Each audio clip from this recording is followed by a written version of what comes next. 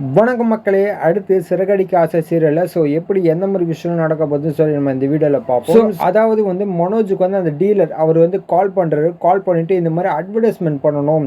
என்னோட கம்பெனி சார்பாக நான் உங்களுக்கு அட்வர்டைஸ்மெண்ட் பண்ணி தரேன். நீங்கள் ஆளுங்களை எடுத்து நீங்கள் நடிக்க வைங்க, நான் உங்களுக்கு பேமெண்ட்லாம் கொடுத்துறேன் அப்படின்னு சொல்கிறாங்க. மனோஜ் ஓகே சார் நம்ம பண்ணிடலாம் அப்படின்னு சொல்கிறாங்க. டேரக்டர்லாம் நாளைக்கு வந்துருவாங்க, நீங்கள் ஆர்டிஸ்ட்லாம் ரெடி பண்ணுங்க, நான் உங்களுக்கு 2 லட்ச ரூபாய் தரேன் அப்படின்னு சொல்லியிருக்காங்க. சரின்னு சொல்லிட்டு மனோஜ் எல்லாத்தையும் கன்ஃபார்ம் பண்ணிட்டாங்க.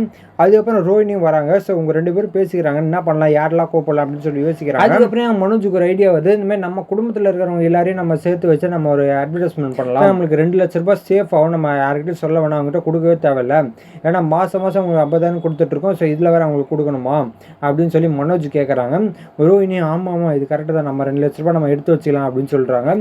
அதேமாதிரி வீட்டில் போய் பேசுகிறாங்க. வீட்டில் சொன்னதுக்கப்புறம் எல்லாரும் ஓகே சொல்லிட்டாங்க. ஆனால் முத்து எனக்கு பேமெண்ட் வேணும், ஏன்னா என்னோட ஒரு நாள் பொழப்ப விட்டுட்டு நான் வரேன், நீ எனக்கு பேமெண்ட் கொடுத்தாகணும் அப்படின்னு சொல்கிறாங்க. மனோஜ் ஏதாச்சும் கொஞ்சம் பார்த்து பண்ணுறா அப்படின்னு சொல்கிறாரு. சரி, அதுக்கப்புறம் அவங்க முத்து அப்பாவும் சரிடா நம்ம பண்ணிக்கலாம், ஒன்றும் பிரச்சனை இல்லை அப்படின்னு சொல்கிறாங்க. சரி, எல்லாரும் நடிச்சிட்டு இருக்காங்க. நடிச்சிட்டு இருக்கும்போது முத்து என்ன பண்ணுறாரு, தானமாக நடிக்கிறாங்க. நடிச்சிட்டு அப்புறம் டேரக்டர் சொல்கிறாரு, இன்னும் நீங்கள் ஒழுங்காகவே நடிக்க மாட்டீங்க, என்னதான் பண்ணிட்டு இருக்கீங்க அப்படின்னு கேட்குறாங்க. முத்து கோவம் வந்துருச்சு, என்ன பேமெண்ட்டும் தர மாட்டீங்க, சும்மா என்ன தோணா நடிக்கிறேன் அப்படி இப்படின்னு சொல்லிட்டு இருக்கீங்க, நான் எப்படி நடிப்பேனோ அப்படி தான் நடிப்பேன் அப்படின்னு சொல்கிறாங்க.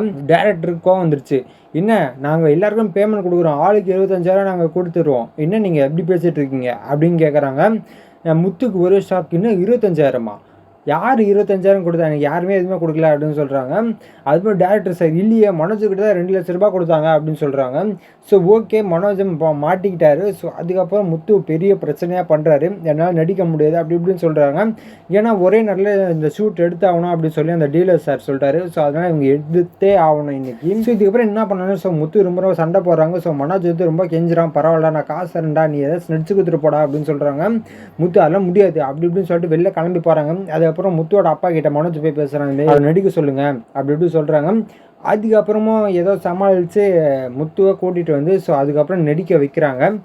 இதுக்கப்புறம் என்ன நடக்க போகுதுன்னு தெரிஞ்சுக்க நம்ம சேனல் சப்ஸ்கிரைப் பண்ணி பக்கத்தில் பெல் ஐக்கான் கிளிக் பண்ணி வச்சுக்கோங்க. நாளைக்கு காலையில் உங்களுக்கு வீடியோ போடுறேன். நன்றி, வணக்கம்.